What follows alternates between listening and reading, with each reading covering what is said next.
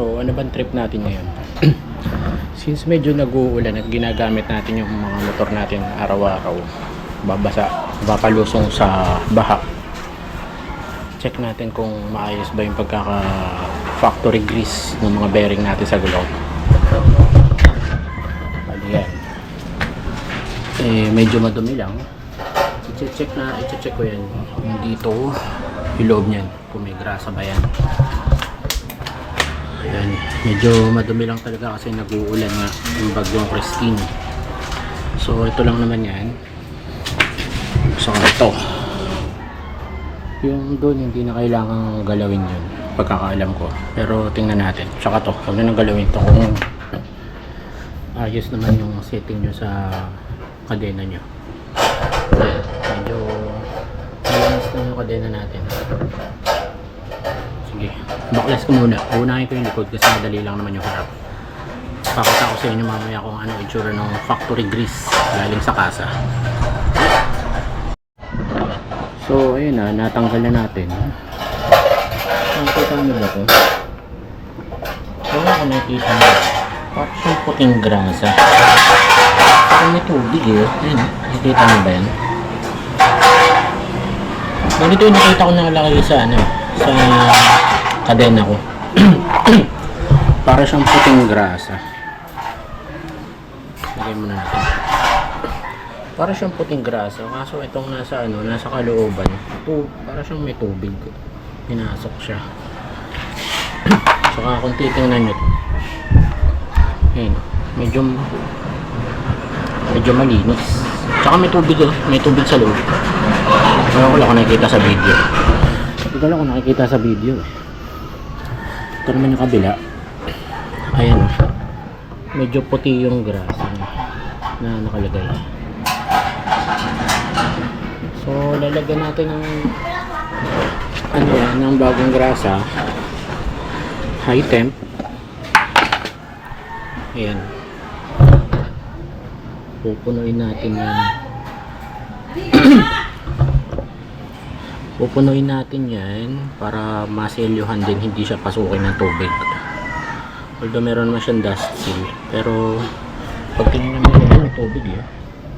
Hindi ko nakikita sa video, may tubig siya. So most likely pinasok yan dyan, kaya agapan na natin, lagyan na rin natin. Kaya yung mga bago nyong bili na motor, kung nailusong nyo sa bahayan, hindi nyo pa na check yung mga grasa sa bearing nyo, check nyo na. Okay, lagyan muna natin. Bali ito, nalagyan na natin. Ayan. So binaklas ko siya, linis ko na rin konti yung sprocket natin. Tapos ito yung loob nya. Ayan, yun kung nakikita nyo, may tubig talaga, pinasok talaga. Tsaka kung titignan nyo to, ayun kung nakikita nyo to, tubig to eh, tubig yan. Bali gagrasahan natin yung paligid dito, tapos papasok dun. Tsaka ito, ayun, may grasa siya kaso kulay white, pero napakakunti lang.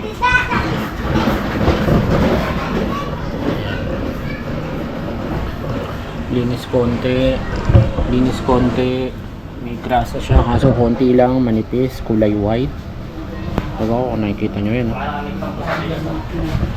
tapos yan, masalpakan natin yung kabila. Okay, so ito, nalagyan na natin ng grasa. Yun yung sa may disc brake. Next, ito yung sa may rubber damper, saka sa hub. Gusto ko sana malagyan yung loob ng bearing talaga eh, kaso tatanggalin mo pa yung bearing na yan.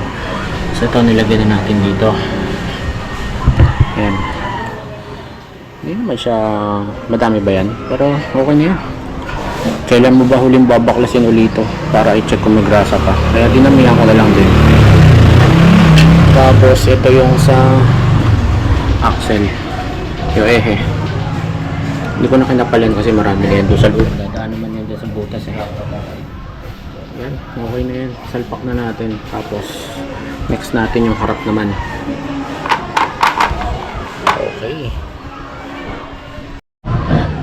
so yan, medyo damihan nyo na lang yun nasa paligid ng ng ano ba yan, dust seal ba yan.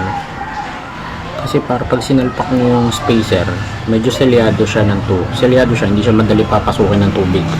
Kasi ito nga pala yung spacer, oh, ayan, nakikita nyo, puti yung grasa. Ayan, puti siya. Ganito rin yung grasa na nakalagay sa ano sa sprocket nung unang kuha ko yung motor. Maganda naman siya eh. Kaso parang konti lang. So lilinisan natin yan, sabay salpak na dun.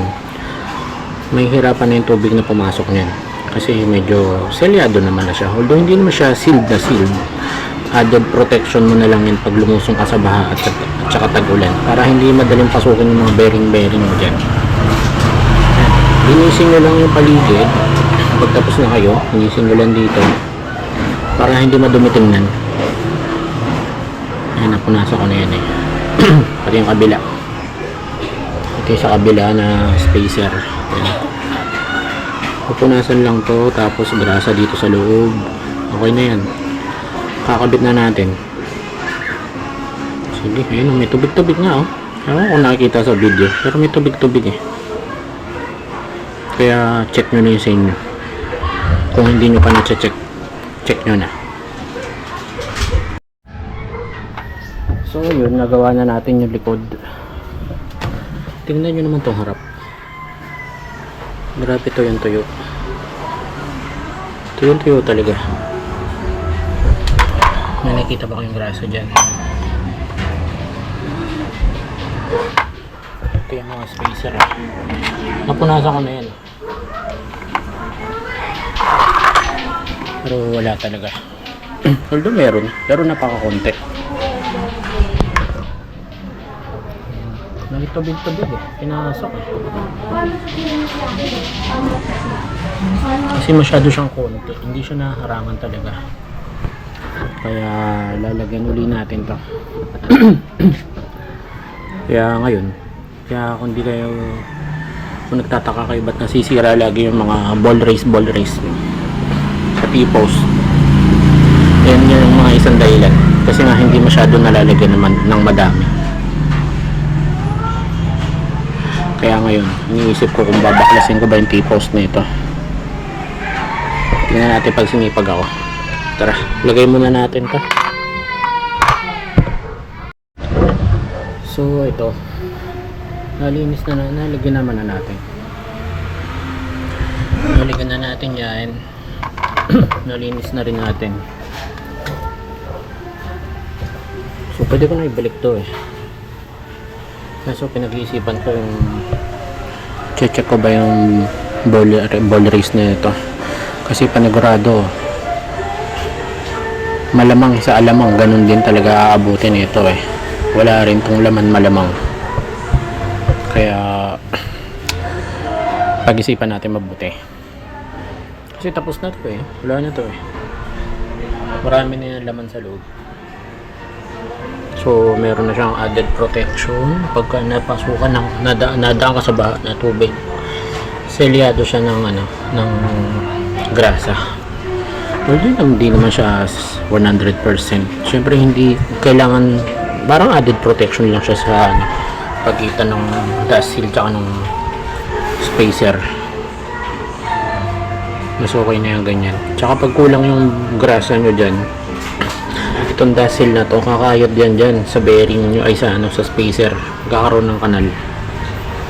So yun talaga yun, pagka hindi na may maintenance na maayos yan. Yun pala eh, kabago-bago, kailangan mo nang i-maintenance agad.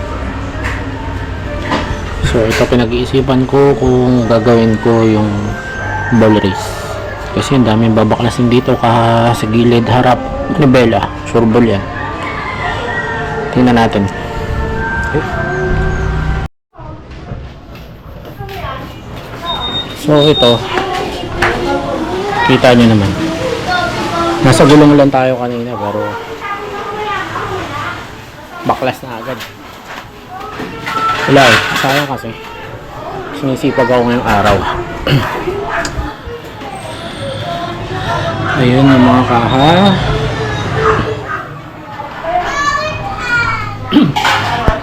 May grasa siya kaso konti lang.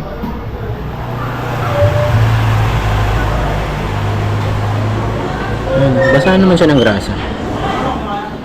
Pero konti to para sa akin.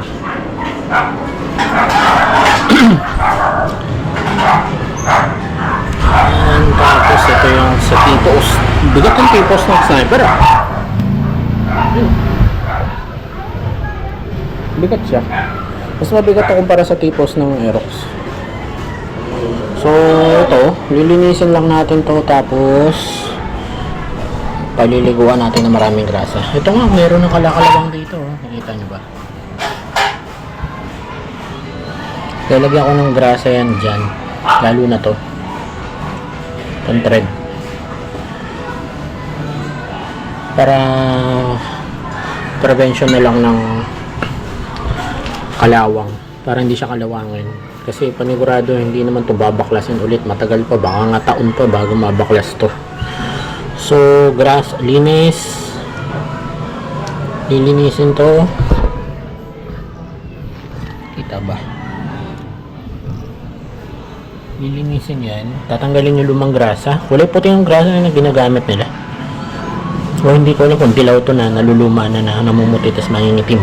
Hindi ko lang sure. So, papalitan ko ng grasa yan. Nagagrasahan ko dyan. Simula dito dyan. Pati yan dyan. Madungis na ako sa madungis, pero prevention yun para hindi kalawangin. Pati dyan taba lang, ilawan natin. Ayan, dilaw nga yung grasa na ginagamit. Ayan, may kalawang na nga sa loob. Ayan, tanggalin natin yan, papalitan natin ng bago yan.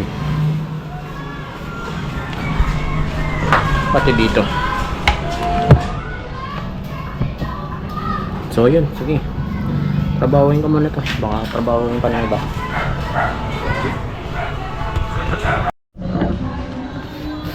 So yun, ito nagrasahan na natin. Cover to eh. Kasi to papatok to sa yun. Patong pa ganyan. Kasi ito yung T-post natin. Ayan. Mamaya na natin lalagyan to pag isasarado na natin. Diba? Nagmunti pa rin sa grasa.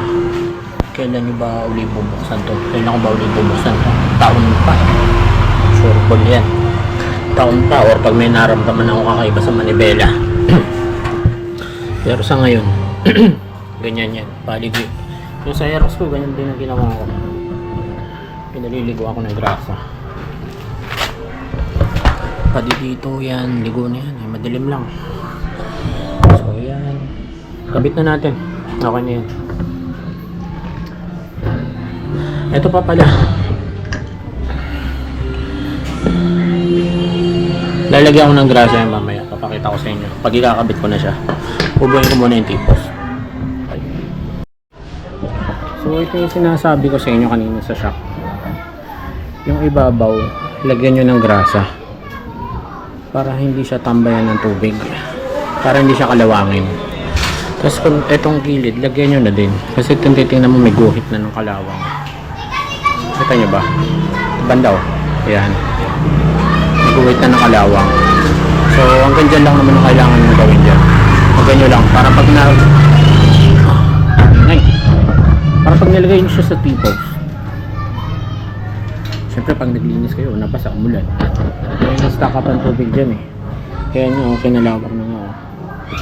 Pati dito, lagyan nyo.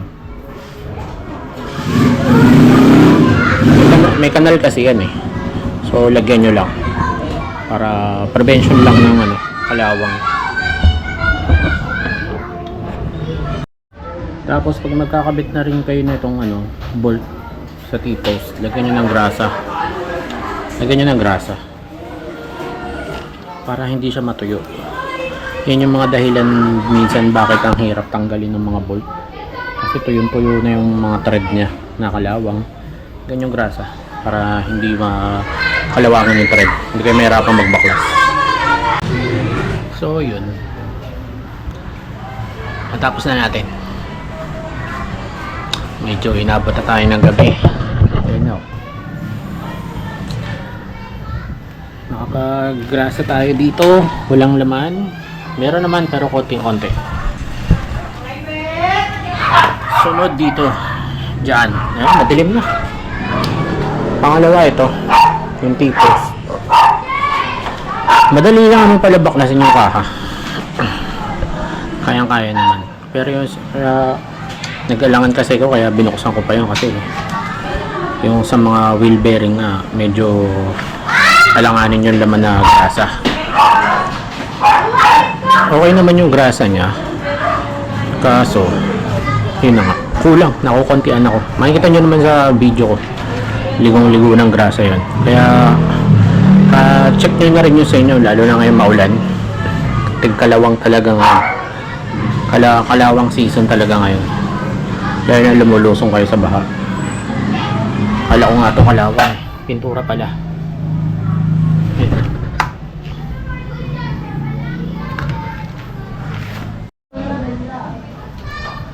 So yun, productive tayo ngayong araw na to na wheel bearings, T-post. Buti na lang sinipag tayo. Madali lang baklasin itong mga to. Kita nyo naman yung grasa natin dun, ligong ligo. Kaya kung yung sa inyo hindi nyo pa napapacheck yan, pa-check nyo na.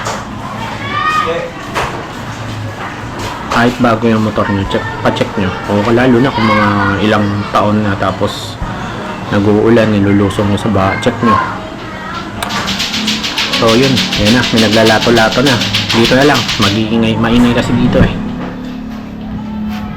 Pahinga na, tapos bukas baka mag-ride ako, marilaki. Tingnan natin, pag sinipag.